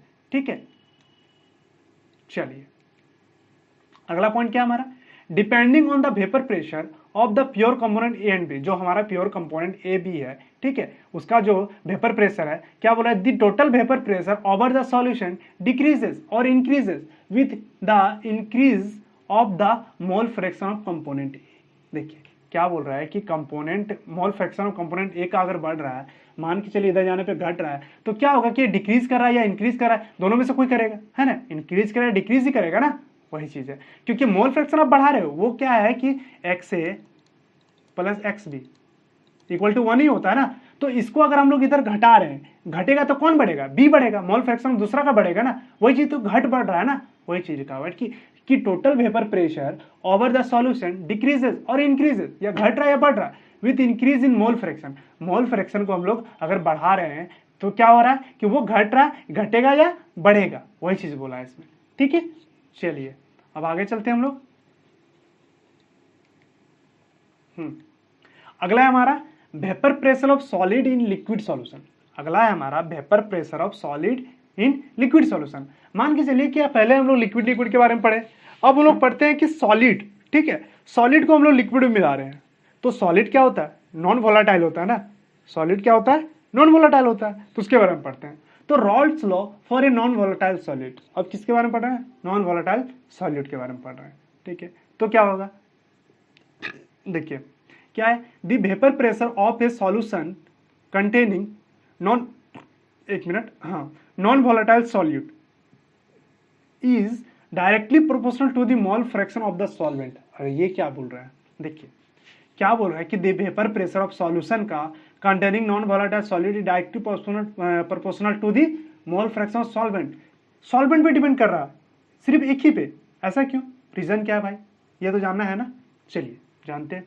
मान के चलिए कि आपका एक कंटेनर था, ठीक है, इस पे आपका सॉल्वेंट था, पहले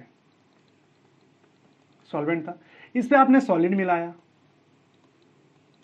ये क्या हमारा सॉलिड है, सॉल्यूट है ना, इसको मिलाया, अब ये नॉन वोलाटाइल है, कहने का मतलब ये नॉन वोलाटाइल मतलब ये भाप नहीं देता है, कहने का मतलब भाप नहीं बनेगा। अरे भैया जब ये भाप बनेगा ही नहीं तो कौन बनेगा, सिर्फ ये बताइए, जब ये भाप नहीं बनेगा तो हमारा कौन बनेगा भाई, तो जो भाप बनेगा, मान के लिए ये था और इसमें जो सॉलिड मिला है वो ऐसे मिला हुआ है इसमें, ठीक है, ये तो क्योंकि वेपर देता ही नहीं है, ठीक है, ये वेपर नहीं देता, तो वेपर देगा कौन, तो जो हमारा सॉल्वेंट होगा वही ना सिर्फ वेपर देगा, कौन देगा, सिर्फ सॉल्वेंट। तो सॉल्यूशन का वेपर प्रेशर क्या हो जाएगा, जो वेपर प्रेशर सॉल्यूट का होगा वही सॉल्वेंट का होगा ना, बस क्या होगा कि जो हमारा प्योर इसका सॉल्वेंट का जो प्योर, जैसे कहने का मतलब जो हमारा सॉल्वेंट था, जो उसका प्योर वेपर प्रेशर था उससे थोड़ा कम होगा ना, ऐसा क्यों, क्योंकि भाई ये इंटरेक्ट, कहने का मतलब इसमें आपने लिक्विड था, इसमें क्या आपने सॉलिड मिला दिया, तो क्या होगा कि ये वेपर तो बनना चाहेगा, बस कुछ डिस्टर्बेंस तो होगा ना, क्योंकि इसमें सॉलिड है तो रोकेगा कुछ, कहने का मतलब कुछ तो रोकेगा, लेकिन डिपेंड किस पे कर रहा है, सिर्फ डिपेंड करेगा किससे, सॉल्वेंट। जो वेपर हमारा बन रहा है वो सिर्फ किसका बन रहा है, सॉल्वेंट का बन रहा है, सॉलिड का तो नहीं बन रहा है, वही चीज बोला गया है, ठीक है। तो किस पे डिपेंड करेगा मोल फ्रैक्शन, सॉल्वेंट पे करेगा। अब चलिए इसको समझते हैं।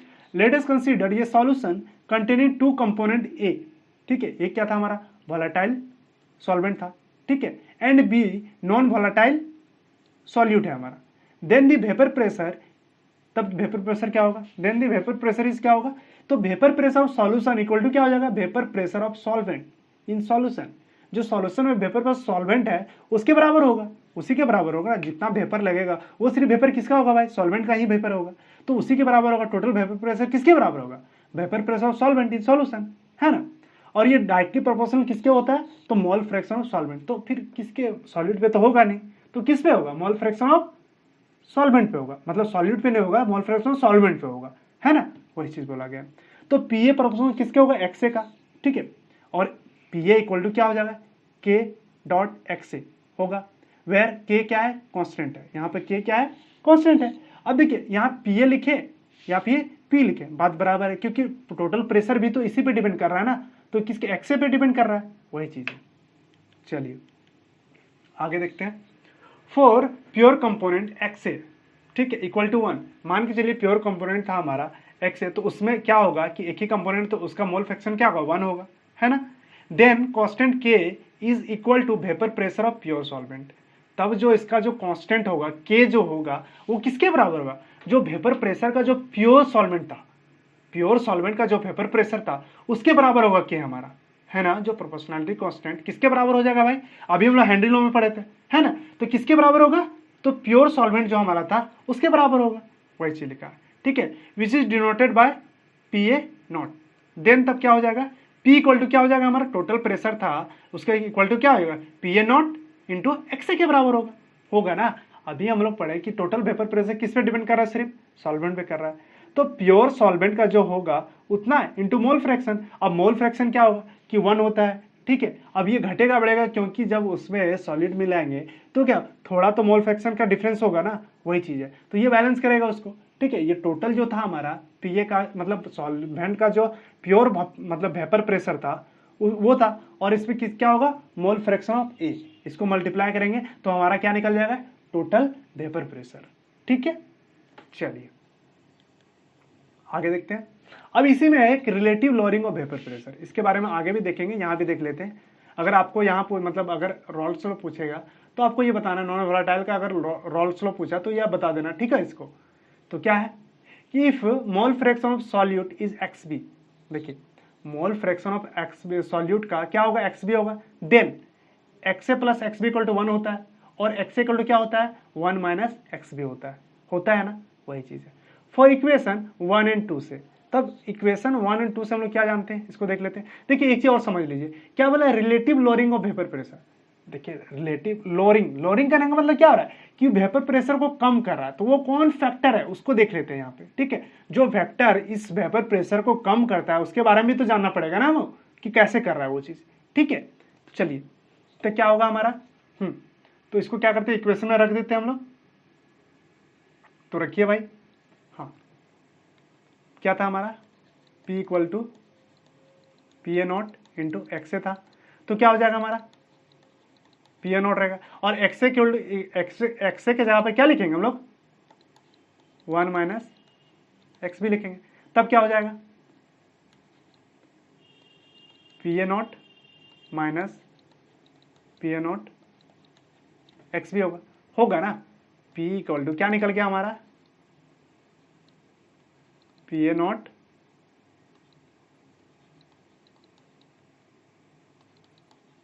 एक्स भी होगा, ये होगा, है ना।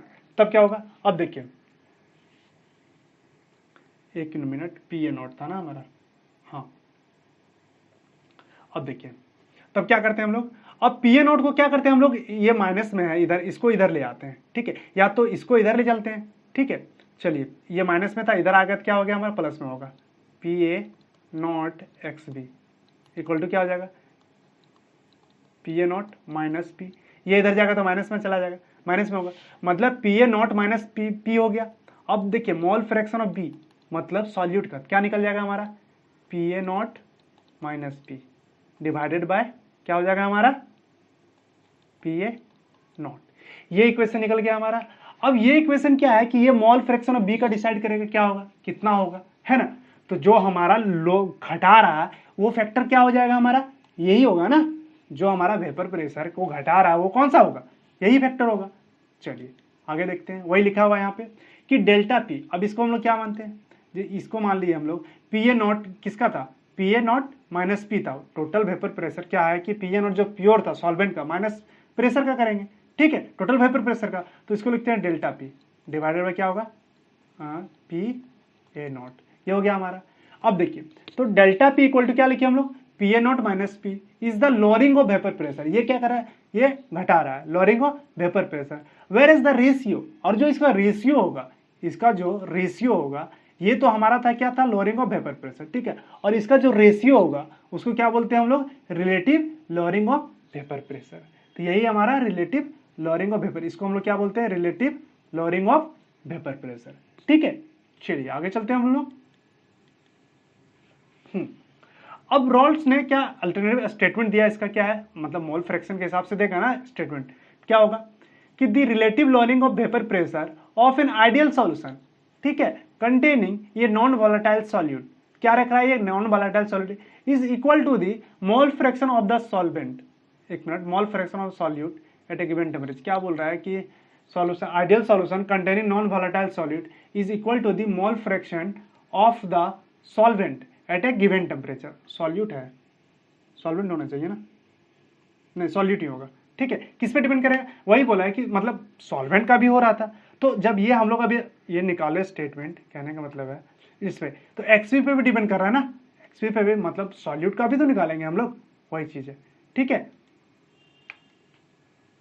तो क्या होगा, the relative lowering of vapour pressure of an ideal solution containing the non volatile solute is equal to the mole fraction of solute at a given temperature. कितना, गिवन टेम्परेचर पे, ये भी वही डिपेंड करेगा। मतलब अगर सॉल्यूट का vapour pressure non volatile solute का भी है तो उसका किस पे डिपेंड करेगा, उसी पे डिपेंड करेगा ना। मान के चलिए कि आपका था पी बी का, ठीक है, बी क्या सॉल्यूट था, तो P V naught into x B पे डिपेंड करेगा ना। हेनरी लॉ से हम लोग यही देखे थे ना कि इस पे डिपेंड करता है, वही चीज लिखा हुआ है यहाँ पे, ठीक है। चलिए आगे चलते हैं हम लोग। अब क्या है, Raoult's law as a special case of Henry law, एक टर्म है छोटा सा, ठीक है, नोट्स के रूप में आ सकता है कभी, ठीक है। तो क्या लिखा है कि Raoult's law special case of Henry law, मतलब किस तरह कैसे बिहेव करता है, मतलब स्पेशल केस कब बन जाता है उसका, ठीक है। तो ये देखते हैं अकॉर्डिंग टू रॉल्स लॉ क्या बोलता है भाई कि P इक्वल टू जो हमारा प्रेशर है, टोटल प्रेशर इक्वल टू क्या होता है, P A not into X A होता है, ठीक है। Where P A not is the vapour pressure of pure solvent, P A not क्या हमारा वेपर प्रेशर प्योर सॉल्वेंट का है ना। आगे क्या, अकॉर्डिंग टू हेनरी लॉ क्या बोलता है कि P इक्वल टू के एच इंटू एक्स होता है, वेयर के क्या था हमारा, हेनरी कांस्टेंट था, है ना। अब क्या है, इसका कंपैरिजन देखते हैं। क्या लिखा है कि the comparison of equation for Raoult's law and Henry law so that, क्या शो करता है भाई, the pressure, partial pressure of the volatile component और gas is directly proportional to its mole fraction. दोनों केस में वही हो रहा है कि ये डायरेक्टली प्रोपोर्शनल किसके, मोल फ्रैक्शन के। इन this solution only differ proportionality constant, सिर्फ क्या डिफर है इसमें, प्रोपोर्शनैलिटी कांस्टेंट ही डिफर है ना इसमें, वही चीज है, पी ए नॉट और के एच, यही दोनों डिफरेंस है। Therefore Raoult's law becomes a special cause of Henry law, कब करेगा, in which K H becomes equal to vapour pressure of the pure solvent, जब के एच जो है हमारा वो इक्वल हो जाएगा किसके, प्योर सॉल्वेंट किसका, पी ए नॉट के बराबर, vapour pressure of pure solvent के बराबर हो जाएगा। तो किस तरह बिहेव करेगा वो, रॉल्स लॉ हेनरी लॉ की तरह बिहेव करेगा, है ना, वही चीज बोला गया है। तो इसीलिए इसको बोला जाता है कि Raoult's law as a special case of Henry law, ठीक है, हेनरी लॉ का एक स्पेशल केस है, वही चीज है। चलिए आगे चलते हैं हम लोग। अब हम लोग देखते हैं ideal and non ideal solution के बारे में जानते हैं, ठीक है। पहला क्या हमारा आइडियल सॉल्यूशन, तो क्या आइडियल सॉल्यूशन किसको बोलेंगे भाई, देखिए दी solution which obey Raoult's law, जो सॉल्यूशन रॉल्स लॉ को फॉलो करता है, ठीक है, exactly over the entire range of concentration, ठीक है, अकॉर्डिंग टू रॉल्स लॉ। मतलब जो सीधी बात में याद रखिएगा कि जो रॉल्स लॉ को फॉलो करे वो क्या होता है, आइडियल सॉल्यूशन होता है ना। और रॉल्स लॉ क्या बोलता है भाई कि जो सॉल्वेंट का हमारा जो पी ए प्रेशर निकलेगा वो क्या होगा, P A not into X A होगा, और सॉल्यूट के क्या होगा, P B equal to P B not X two होगा, है ना, एक्स बी होगा। तो टोटल प्रेशर क्या हो जाएगा भाई, तो दोनों के योग के बराबर P A plus P B, है ना। डाल्टन्स लॉ के अनुसार हम लोग जानते हैं ना कि P A plus P B होता है ना। तो इन दोनों को जोड़ दिए तो ये हो गया हमारा, ठीक है। अब क्या इसका कंक्लूजन देखते हैं, क्या है conclusion, thus the condition for an ideal solution are, इसका कंडीशन क्या है कि it should obey Raoult's law, ये रॉल्स लॉ को फॉलो करना चाहिए, ठीक है। उसके बाद क्या है, तो इसको P A equal to P A not X A and P B naught equal to P B not x B, अभी पढ़े हम लोग, ये दोनों वही कि रॉल्स लॉ को फॉलो करना चाहिए, वही चीज है ये चीज, ठीक है। अगला क्या है, the formation of ideal solution neither involve, क्या है, neither involve any change in enthalpy nor in volume. तो इसमें क्या बोल रहा है कि जो हमारा सॉल्यूशन बनेगा, जो सॉल्वेंट और सॉल्यूट के मिलाने से जो हमारा सॉल्यूशन बना वो क्या होना चाहिए, उसमें कोई चेंजिंग नहीं होना चाहिए, ना ही उसके इंथैल्पी में चेंज होना चाहिए और ना ही उसके वॉल्यूम में चेंज होना चाहिए। तो उसको हम लोग क्या बोलेंगे, आइडियल सॉल्यूशन बोलेंगे, ठीक है। किस केस में, जिससे नॉन वोलेटाइल के केस में देखे थे ना हम लोग, नॉन वोलेटाइल के केस में देखे थे कि सिर्फ किस पे डिपेंड कर रहा था, सॉल्वेंट पे कर रहा था, वही चीज है, ठीक है। आगे देखते हैं, such solutions are formed by mixing of two components which are identical in molecular size and have almost identical intermolecular forces। अभी बताए थे क्या होता है भाई, एक मिनट, हाँ अभी हम लोग पढ़े ना कि इंटरमोलिकुलर, एक मिनट, क्या पढ़े थे हम लोग, क्या बोल रहा है, such solution are form by mixing of two component, जब हम लोग दो कंपोनेंट को मिक्स करेंगे, ठीक है, विच N identical in molecular size, तो उनका जो मॉलिकुलर साइज होना चाहिए वो क्या होना चाहिए, आइडेंटिकल होना चाहिए, ठीक है, and have almost identical intermolecular forces, और उनके बीच का जो इंटरमॉलिकुलर फोर्सेस भी होगा वो भी क्या होगा, आइडेंटिकल होना चाहिए। पिछले पढ़े थे ना कि जो ए बी का इंटरेक्शन होगा वो किसके बराबर होना चाहिए, ए और बी बी के क्या होना चाहिए, सिमिलर होना चाहिए, ठीक है, इंटरमॉलिकुलर फोर्सेस। और एक चीज क्या था कि इनकी जो साइज है, मॉलिकुलर साइज है, वो भी क्या होना चाहिए, सिमिलर होना चाहिए, ठीक है। In this solution the intermolecular interaction between the component A B, ठीक है, इंटरैक्ट, देखिए क्या है, interaction are of same magnitude as the intermolecular interaction in pure component A and B B interaction, वही चीज बताया अभी यहाँ पे, जो इसका जो होगा फोर्स ऑफ अट्रैक्शन वो इनके सिमिलर होना चाहिए, है ना, वही चीज लिखा है इसमें। अब फॉर एग्जांपल है आइडियल सॉल्यूशन, अब आइडियल सॉल्यूशन का कुछ एग्जांपल्स है उसको याद रखिएगा, जैसे बेंजीन एंड टोल्यूइन को मिलाते हैं हम लोग तो एक आइडियल सॉल्यूशन तैयार होता है, एन हेक्सेन और एन हेप्टेन को मिलाते हैं तो भी तैयार होता है, फिर क्या हमारा ethyl bromide and ethyl iodide, अगला क्या है क्लोरोबेंजीन एंड ब्रोमोबेंजीन, तो ये किसके एग्जांपल्स है, आइडियल सॉल्यूशन के एग्जांपल्स है, ठीक है, ये नोट्स में आता है तो इसको पढ़ लीजिएगा अच्छे से। चलिए आगे चलते हैं, अब आगे पढ़ते हैं हम लोग नॉन आइडियल सॉल्यूशन। अब लोग देखते हैं नॉन आइडियल सॉल्यूशन के बारे में समझते हैं, ठीक है, क्या है भाई, the solutions which do not obey Raoult's law, ये रॉल्स लॉ को फॉलो नहीं करता, ठीक है, ये रॉल्स लॉ को फॉलो नहीं करता, over the entire range of concentration are called non ideal solution, तो इसको हम लोग क्या बोलेंगे, नॉन आइडियल सॉल्यूशन बोलेंगे, ठीक है। देयरफॉर फॉर सच सॉल्यूशन, तो क्या होगा भाई, ये इसके इक्वल नहीं होगा ना, जब ये रॉल्स लॉ को फॉलो नहीं कर रहा है मतलब ये कैन नॉट इक्वल टू होगा, ये जो मतलब पार्शियल वेपर प्रेशर सॉल्वेंट का था वो इसके बराबर नहीं होगा, है ना, और P B can not equal to P B naught an X B, ठीक है, क्यों, क्योंकि रॉल्स लॉ को फॉलो नहीं करता। Thus the condition for non ideal solutions, इसका कंडीशन क्या है भाई, it do not obey Raoult's law, ये रॉल्स लॉ को फॉलो नहीं करेगा, ठीक है। अगला क्या है, delta V mixing is not equal to zero, अब ये जो वॉल्यूम था हमारा, जो डेल्टा वॉल्यूम मतलब जो हमारा वॉल्यूम था, ठीक है, वो क्या होना चाहिए कि जीरो के बराबर नहीं होना चाहिए, मतलब चेंज होता है इसमें, इसमें जो वॉल्यूम है कांस्टेंट नहीं रहता, ठीक है, जब सॉलिड और सॉल्वेंट को मिलाते हैं जिसका वॉल्यूम में क्या होगा, या तो इंक्रीज करेगा या डिक्रीज करेगा, मतलब कांस्टेंट नहीं रहता है, ठीक है। उसी तरह से हाइड्रेशन एंथैल्पी भी क्या होगा, can not equal to zero, ये भी कांस्टेंट नहीं रहता है, या तो घटेगा या बढ़ेगा, ठीक है। तो देखिए the vapour pressure of such solution is either higher और लोअर, मतलब हाई भी हो सकता है लो भी हो सकता है, ठीक है, क्या होगा, than that predicted by Raoult's law, जो रॉल्स लॉ बताया है उसके अनुसार क्या होगा कि उससे बढ़ेगा या घटेगा, है ना।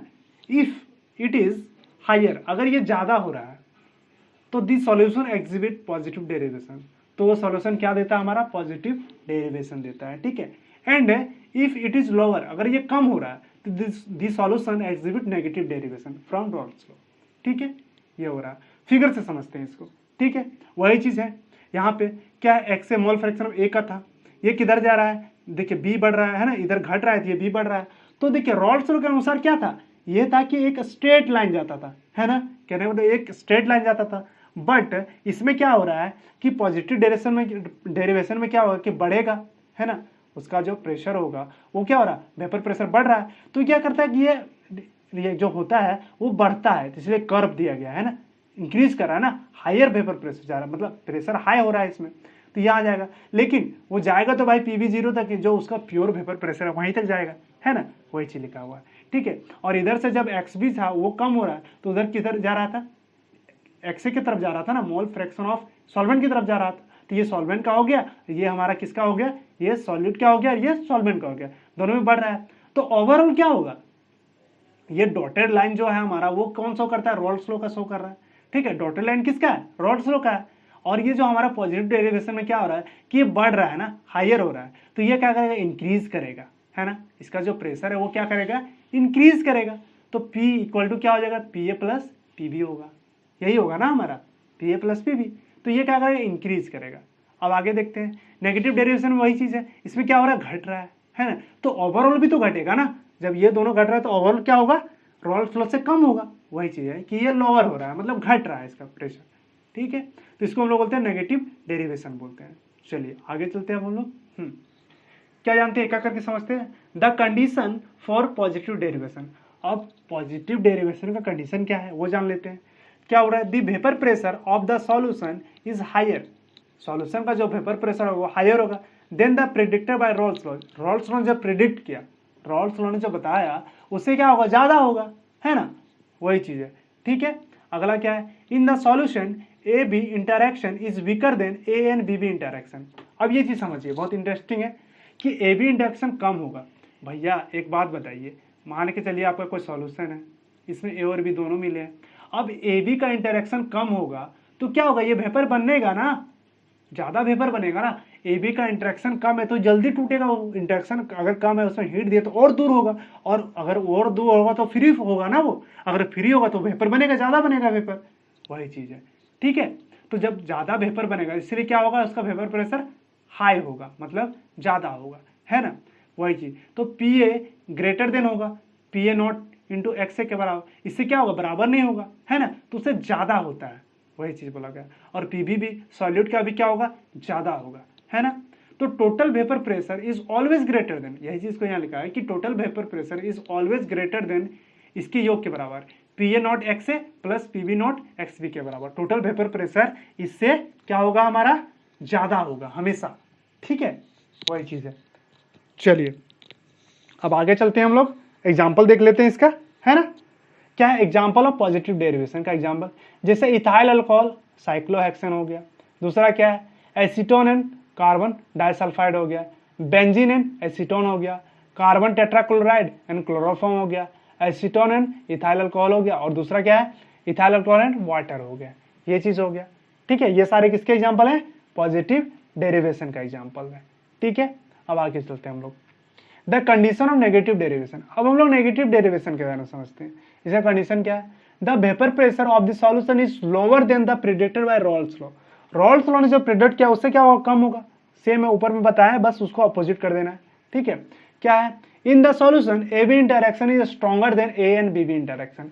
जब ए बी का इंटरैक्शन अधिक होगा तो टेम्परेचर हम लोग प्रोवाइड करेंगे तो क्या होगा कि वो क्या है, अगर ज्यादा एक दूसरे से इंटरेक्ट किए हुए हैं, ज्यादा एक दूसरे से बंधे हुए स्पीड से, कहने का मतलब कि ज्यादा फोर्स ऑफ अट्रैक्शन बने हुए हैं, तो क्या होगा, ज्यादा वेपर बनेगा, नहीं बनेगा ना भाई, नहीं बनेगा। वही चीज है। ठीक है, उससे क्या होगा, कम बनता है। इसीलिए बोलते हैं इसको, क्या बोलते हैं, lower the predicted by Raoult's, मतलब रॉल्स लॉ से कम, मतलब इसका जो वेपर प्रेशर होगा वो कम बनेगा, है ना। तो वही है। आगे क्या है, तो पीए क्या होगा, इससे कम होगा, प्रेशर क्या होगा, कम होगा ना। एक दूसरे ए बी क्या है, ज्यादा एक दूसरे से इंटरेक्शन कर रहे हैं तो क्या ये कम हो जाएगा, तो क्या होगा, P A naught and x से क्या होगा, ज्यादा होगा। टोटल वेपर प्रेशर मतलब कहने का वेपर प्रेशर ऑफ आपका सॉल्वेंट से क्या होगा, इसका ये P A not into x से ज्यादा होगा, है ना। और इधर भी ज्यादा होगा, वही से लिखा। अब यहाँ लिखा total vapour pressure is always lower than, मतलब हमेशा कम होगा, किससे, इन दोनों के योग से। ठीक है, अब इसका एग्जाम्पल देख लेते हैं। एसीटोन हो गया, क्लोरोफॉर्म हो गया, फिर अगला क्या हमारा, क्लोरोफॉर्म हो गया और डाई इथाइल ईथर हो गया। फिर क्लोरोफॉर्म एंड नाइट्रिक एसिड हो गया। एसीटोन एंड एनिलीन हो गया, वाटर एंड नाइट्रिक एसिड हो गया। ये किसके एग्जांपल्स हैं, नेगेटिव डेरिवेशन के एग्जांपल्स है। ठीक है, तो एग्जांपल आप कम से कम एक दो एग्जांपल याद रखना। ठीक है, ज्यादा याद रखने की जरूरत नहीं है। ठीक है, चलिए आगे चलते हैं हम लोग। अब देखते हैं difference between positive derivation and negative derivation. तो देखिए इसका जो डिफरेंस है, कुछ नहीं करना है आपको। ठीक है, पीछे जो हम लोग पढ़े ये कंडीशन, दोनों का कंडीशन को लिख देना दोनों तरफ, बस इसका डिफरेंस हो गया। ठीक है, इसका पॉजिटिव डेरिवेशन और नेगेटिव डेरिवेशन का ये कंडीशन को लिख देंगे दोनों तरफ तो क्या हो जाएगा, हमारा उसका डिफरेंस हो जाएगा। वही चीज लिखा है। ठीक है, इसमें कंडीशन ऑफ पॉजिटिव डेरिवेशन लिख दीजिए और इसमें कंडीशन ऑफ नेगेटिव डेरिवेशन लिख दीजिए। ठीक है, आगे चलते हैं। अगला है हमारा difference between ideal and non ideal solution. अब ये क्वेश्चन इंपॉर्टेंट है, ये पूछते रहता है हमेशा। ठीक है, कि डिफरेंस क्या है ideal and non ideal solution के बीच का डिफरेंस। ठीक है, तो देखिए क्या होगा, क्या है, the interaction between component are similar to those of pure solvent. पीछे पढ़े हम लोग। ठीक है, वही चीज को यहाँ लिखेंगे हम लोग कि जो इंटरैक्शन होता है कंपोनेंट का, ए बी जो कंपोनेंट है हमारा, उनके बीच का जो इंटरैक्शन होगा वो किसके सिमिलर होगा, ए और Bb के सिमिलर होगा, है ना, वही चीज लिखा है। दूसरे इधर देखेंगे तो नेगेटिव डेरिवेशन में क्या, मतलब ये सॉरी नॉन आइडियल सॉल्यूशन में क्या हो रहा है कि the interaction between component are different from those of pure solvent. इससे क्या होगा, डिफरेंट होगा, है ना, ज्यादा होगा या तो कम होगा, अभी पढ़े ना पॉजिटिव डेरिवेशन या नेगेटिव डेरिवेशन, है ना, तो या तो ज्यादा होगा या कम होगा, वही चीज है। तो there is no enthalpy change on mixing, वही बोल रहा है कि इसमें जो इंथैल्पी चेंज नहीं होता है, तो डेल्टा एच मिक्सिंग किसके बराबर होगा, 0 के बराबर होगा। बट इस केस में क्या होता है कि इंथैल्पी चेंज होता है ना, तो 0 के बराबर नहीं होगा, या तो घटेगा या बढ़ेगा। उसी हिसाब से वॉल्यूम भी चेंज होता है, इसमें वॉल्यूम चेंज नहीं होता, आइडियल सॉल्यूशन में वॉल्यूम चेंज नहीं होता ना, डेल्टा वी मिक्सिंग 0 होगा, लेकिन इसमें क्या होता है, वॉल्यूम चेंज होता है ना, तो या तो ज्यादा होगा या कम होगा। चलिए अगला पॉइंट क्या है, each component obey Raoult's law. क्या होगा कि प्रत्येक कंपोनेंट इसका क्या होगा कि रॉल्स लॉ को ऑबे करेगा, है ना, एट ऑल टेम्परेचर और कंसेंट्रेशन पे, ठीक है, कोई भी टेम्परेचर कंसेंट्रेशन पे। तो दैट इज क्या होगा, पी ए इक्वल टू हो जाएगा P A not X A, and P B equal to क्या, P B not X two X B होगा, है ना। But their components do not obey Raoult's law. इधर क्या हो रहा है कि ये रॉल्स लॉ को फॉलो नहीं कर रहा है ना, दे शो, तो ये क्या शो कर रहा है, पॉजिटिव और नेगेटिव डेरिवेशन, ये क्या शो कर रहा है, पॉजिटिव और negative derivation from Raoult's law. तो इसमें क्या होगा, कैनॉट इक्वल टू होगा ना, इसमें P A cannot equal to P A not X A और P B cannot equal to P B not x B, ठीक है। चलिए ये डिफरेंस था इसका, इसको लिख लीजिएगा अच्छे से। आगे चलते हैं हम लोग। अगला है हमारा एजोट्रॉप्स और कांस्टेंट बॉइलिंग मिक्सचर, ये भी नॉन वोलेटाइल का ही है, ये सॉरी नॉन आइडियल सॉल्यूशन का ही है, ठीक है। क्या है, एजोट्रॉप्स और कांस्टेंट बॉइलिंग मिक्सचर। अब ये टेम्परेचर का बात हो गया, मतलब बॉइलिंग जो हो रहा है, बॉइल कर रहा है, तो किस पॉइंट पे बॉइल करेगा उसके बारे में, ठीक है। तो देखते हैं एजोट्रॉपिक मिक्सचर के बारे में नाम सुने होंगे आप, ठीक है, वही चीज है। क्या हुआ, दिस सॉल्यूशन लिक्विड मिक्सचर है ना, विच बॉइल एट कांस्टेंट टेम्परेचर, एक कांस्टेंट टेम्परेचर पे ये क्या करेगा, बॉइल करेगा, एंड कैन डिस्टिल अनचेंज इन क्या है, कंपोजिशन आर कॉल्ड एजोट्रॉप्स और कांस्टेंट बॉइलिंग मिक्सचर। तो इसको हम लोग क्या बोलते हैं, कांस्टेंट बॉइलिंग मिक्सचर। कहने का मतलब है कि ये सॉल्यूशन है, उसको आपने एक कांस्टेंट टेम्परेचर पर बॉइल किया, तो वो डिस्टिल अनचेंज रहेगा। कहने का मतलब कोई भी कंपोनेंट अकेला नहीं बाहर जाएगा ना उड़ेगा, ठीक है, वो क्या होगा कि अनचेंज रहेगा, उसमें मिला हुआ रहेगा, उससे बाहर नहीं होगा, ठीक है। मतलब उसको क्या करें, बॉइल करने पे वो चेंज नहीं होता है, ठीक है। तो क्या बोलेंगे उसको हम लोग, एजोट्रॉप्स बोलते हैं, या फिर बोलते हैं उसको कांस्टेंट बॉइलिंग मिक्सचर बोलते हैं, ठीक है। अब टाइप ऑफ एजोट्रॉप्स, ये दो प्रकार के होते हैं, कौन कौन, मिनिमम बॉइलिंग एजोट्रॉप्स और दूसरा क्या होता है, मैक्सिमम बॉइलिंग एजोट्रॉप्स, ठीक है। तो एक करके समझते हैं। मिनिमम बॉइलिंग एजोट्रॉप्स क्या होता है भाई, this solution which show a large positive derivation, ये लार्ज पॉजिटिव डेरिवेशन को शो करता है फ्रॉम आइडियल बिहेवियर या फिर Rawls law at a specific composition, ठीक है, is called minimum boiling azeotropes. तो उसको क्या बोलेंगे हम लोग, मिनिमम बॉइलिंग एजोट्रॉप्स बोलेंगे, ठीक है। देखिए क्या होता है, it means the solution having A B interaction is weaker होगा। हम लोग पॉजिटिव डेरिवेशन में क्या पढ़े कि जो ए बी इंटरेक्शन है वो क्या होता है, कम होता है ना, वीकर होता है देन ए एंड बी भी इंटरेक्शन, वही से लिखा है यहाँ पे, ठीक है। एग्जाम्पल से समझते हैं इसको, ज्यादा समझ में आएगा आपको, ठीक है। चलिए एक मिनट देख लेते हैं। हाँ क्या है, इथेनॉल 95% एंड वाटर 5%। क्या होता है कि इसका जो सॉल्यूशन है इथेनॉल और वाटर का, तो इसको अगर आप गर्म करोगे, ठीक है, तो वो चेंज नहीं होता है। मतलब कहने का मतलब 95% इथेनॉल है, उसमें वाटर है, तो क्या होगा, वो चेंज नहीं होगा, ठीक है। वो क्या होता है, चेंज नहीं होता है, सॉरी मिनिमम है ना, तो इसमें चेंज होगा ना।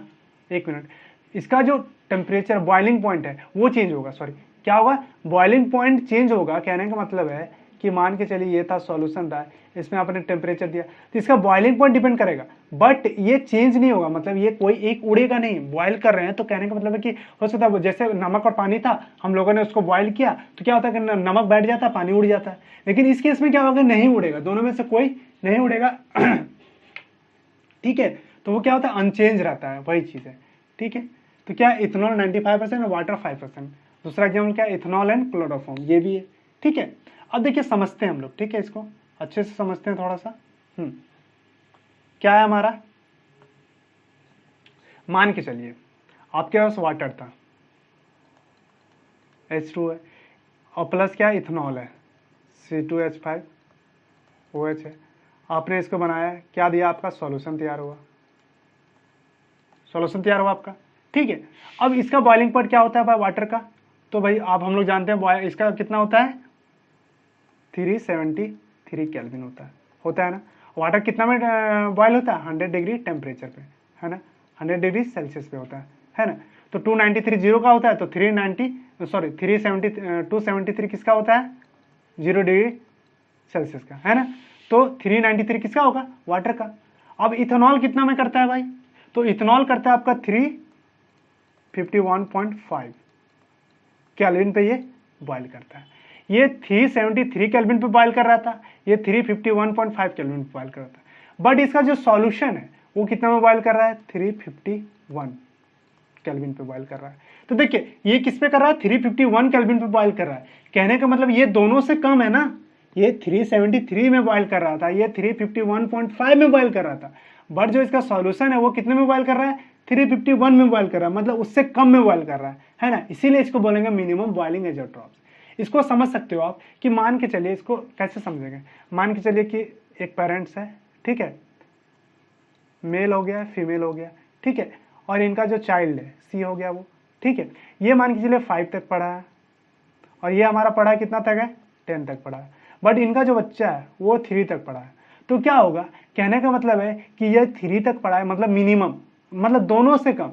ऐसे समझो कि ये दोनों जितना है, उस जितना बॉइलिंग पॉइंट इन दोनों का है, कहने का मतलब जितना ये पढ़ा है उतना ये पढ़ा है, उससे ये कम पढ़ा है ना। तो इसको क्या बोलेंगे हम लोग मिनिमम बॉइलिंग एजोट्रॉप्स। तो ये क्या हो गया हमारा मिनिमम बॉइलिंग एजोट्रॉप्स हो जाता है, ठीक है। चलिए 1 मिनट इसको हटा देते हैं ताकि नीचे दिक्कत ना हो।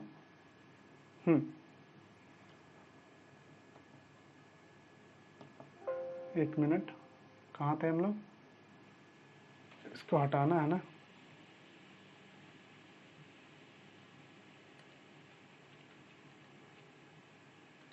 चलिए आगे चलते हैं। ये देख लिया हम लोग, हट गया ना पूरी तरह से। चलिए कोई नहीं, आप नोट कर लीजिएगा, ठीक है। चलिए आगे चलते हैं। अगला क्या हमारा मैक्सिमम बॉइलिंग एजोट्रॉप्स, है ना। अगला क्या हमारा मैक्सिमम बॉइलिंग एजोट्रॉप्स। क्या बोल रहा है this solution which show A negative derivation. ये क्या शो कर रहा है हमारा नेगेटिव डेरिवेशन शो कर रहा है from Raoult's law at a specific composition are called maximum boiling azeotropes. तो उसको क्या बोलते हैं हम लोग मैक्सिमम बॉइलिंग एजोट्रॉप्स। कुछ नहीं जस्ट अपोजिट है। It means this solution having A B interaction is greater than होगा, ज्यादा होगा ना। नेगेटिव में क्या होता है ज्यादा होता है ए एंड बी से, ठीक है। जैसे आपका HCl हो गया वाटर हो गया, फिर क्या है नाइट्रिक एसिड है प्लस वाटर हो गया, एसीटेन है वाटर ATC। ये सारे एग्जांपल किसके हैं मैक्सिमम बॉइलिंग एजोट्रॉप्स के एग्जांपल है, ठीक है। तो किसी एक को समझते हैं हम लोग, ठीक है। चलिए तो पहला लेते हैं, क्या लेते हैं हम लोग वाटर लेते हैं H2O प्लस क्या ले लिए हम लोग नाइट्रिक एसिड ले लेते हैं HNO3 ले लिए। इससे क्या बना हमारा सॉल्यूशन बना, है ना। अब वाटर का बॉइलिंग पॉइंट कितना होता है भाई 373 केल्विन, और नाइट्रिक एसिड का कितना होता है 359 केल्विन होता है, ठीक है। इसका इतना होता है, और इसका सॉल्यूशन का कितना होता है पता है 393.5 केल्विन होता है। तो देखिए इन दोनों से क्या हो रहा है ये ज्यादा हो रहा है ना, इन दोनों से क्या हो रहा है ज्यादा हो रहा है। तो इसीलिए इसको क्या बोलेंगे हम लोग मैक्सिमम बॉइलिंग एजोट्रॉप्स बोलेंगे, ठीक है। तो यहाँ हम लोग आइडियल और नॉन आइडियल सॉल्यूशन तक पढ़ लिए, ठीक है। अब आगे क्या करेंगे हम लोग कि अब वीडियो थोड़ा लंबी हो रही है, ठीक है। तो अगले वीडियो में देखेंगे हम लोग कॉलिगेटिव प्रॉपर्टी के बारे में पढ़ेंगे हम लोग, ठीक है। जिसमें हम लोग क्या पढ़ेंगे कि relative lowering of vapour pressure हो गया आपका, एलिवेशन ऑफ बॉइलिंग पॉइंट हो गया, डिप्रेशन ऑफ फ्रीजिंग पॉइंट हो गया, ऑस्मोटिक प्रेशर हो गया। ये सारी चीज़ों को हम लोग क्या करेंगे नेक्स्ट वीडियो में डिस्कस करेंगे। और ये जितना भी हम लोग पढ़े उससे जितने भी क्वेश्चन हैं NCERT के, तो आप ट्राई करना, अगर आपसे वो न्यूमेरिकल क्वेश्चन बन जाते हैं तो ठीक है, नहीं तो आप हमें कमेंट करो, उसका हम वीडियो अलग से बना देंगे, ठीक है। चलिए तो मिलते हैं फिर नेक्स्ट क्लास में, और तब तक के लिए आप पढ़िए अच्छे से, ठीक है। और एक बात कहना चाहता हूँ कि जो बच्चे हमारे चैनल पर नए हैं वो चैनल को सब्सक्राइब करें और वीडियो को लाइक करें, ठीक है। तो चलिए मिलते हैं फिर नेक्स्ट वीडियो में, बाय।